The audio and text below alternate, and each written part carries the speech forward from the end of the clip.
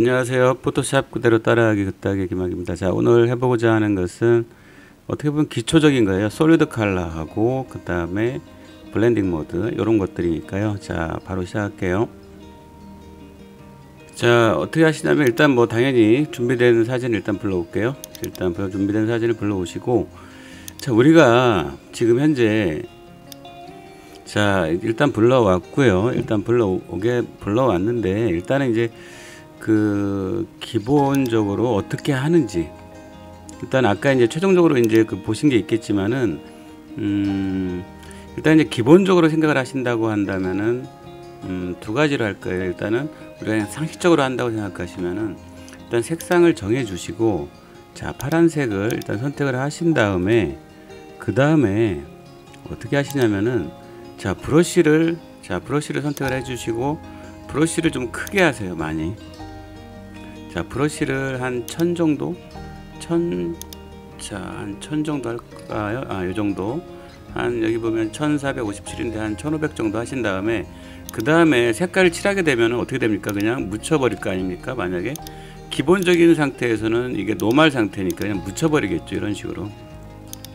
묻혀버리겠죠. 그러니까 이렇게 되면 안 되잖아요. 그래서 만약에 요거를 좀 더 생각을 해서 한다고 하신다면 이 브러쉬를 하실 때 아예 블렌딩 모드로 아예 들어가는 거죠. 컬러 상태 있죠. 블렌딩을 컬러로 하신 다음에 색깔을 칠해 주는 거죠. 이런 식으로. 자, 지금 제가 되도록이면 Shift를 누른 상태에서 끌기를 한 겁니다. 이렇게. 자, 됐죠. 자, 그 다음에 이쪽 부분은 아까 분홍색 계열이었잖아요. 그러면은 다시 이쪽 이렇게, 자, 분홍색 선택하신 다음에 자, Shift를 누르고 색깔 칠해 주시는 거죠. 이렇게. 자, 이렇게 하게 되면 이제 어느 정도는 이제 작업이 끝난 건데, 우리가 포토샵을 한다라는 거는 나중에 뭐 색상을 수정할 수도 있는 것이고, 여러 가지 어떤 이런 빛의 어떤 강도나 정도, 어느 정도 영역까지 빛이 뿌려질지 같은 거를 수정을 할 때가 있잖아요. 자, 그냥 이렇게 해도 문제는 없습니다. 하지만은 포토샵을 한다라는 거는 제대로 이제 그 개념적으로 활용을 하게 되면 유연하게 해야 된다는 거죠. 뭔가 탄력성 있게 해야 된다는 거예요. 자, 그러면 다시 원칙대로 다시 가볼게요. 자, F12번 여기 보시게 되면, 자, 여기 보시면은 F12번 누르게 되면 리버트라는 게 있어요. 뭐 많이 쓰는 거니까 작업을 했는데 이거 도저히 안 되겠다 싶을 때 F12번을 누르면 돌아갑니다. 이렇게. 자, 됐죠?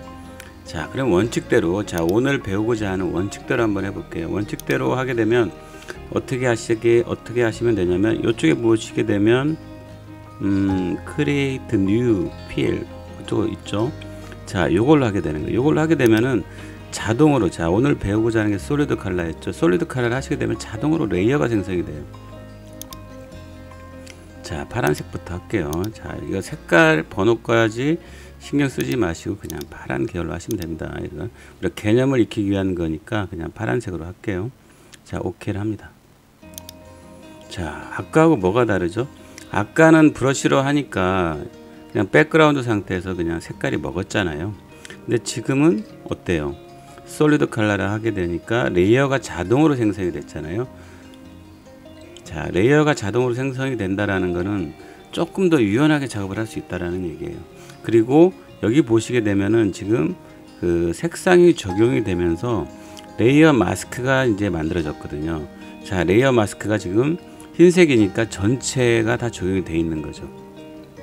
자, 파란색이 보이게 하려면은 자, 어떻게 하면 됩니까? 만약에 잠깐만요. 그거 하기 전에 자, 파란색을 입혀줘야 되니까 블렌딩 모드를 컬러로 합니다. 이렇게. 자, 됐죠?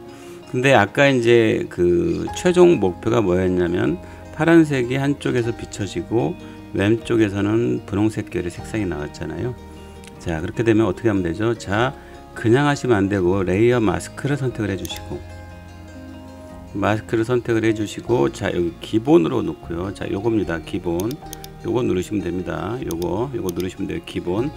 자, 흰색에서 검정색으로 그라데이션을 줍니다. 자, 흰색에서 검정색. 자, 어떻게 되면 되죠? 오른쪽에서 왼편으로 가야죠. 자, 흰색은 보여지고 검정색은 가려지는 거니까, 가려지게 되면 어떻게 되나요? 가려지면 여기가 투명하게 바뀌겠죠. 한번 해볼게요. 자, Shift를 누르고 이렇게. 자, 어떻게 됩니까? 그러면 자, 보이죠? 자, 흰색은 그대로 파란색이 적용이 됐고 점점 검은색으로 검정색으로 갈수록 점점 투명도가 강해진 거죠. 그 검정색은 제가 어떻게 말씀드렸죠? 검정색은 투명하다. 그래서 검투사라는 말씀 여러 번 했었죠. 자, 검정색은 결론적으로 투명하게 마치 지워진 것처럼 느껴지지만 사실은 그쪽 레이어를 투명하게 만드는 거죠. 자, 이렇게 한번 다시 한번 할까요? 조금 더 파란색을 넓히려면은 이쪽으로 와서 다시 한번 Shift를 누르고 이렇게 하시는 거죠. 조금 더 이렇게. 그렇죠, 이렇게. 자, 유연하게 할 수 있다는 얘기입니다. 이거를 미묘하게 이렇게 이런 식으로. 자, Shift를 누르고 제가 드래그를 하는 거예요. 이렇게. 자, 됐죠? 자, 됐나요? 이런 식으로.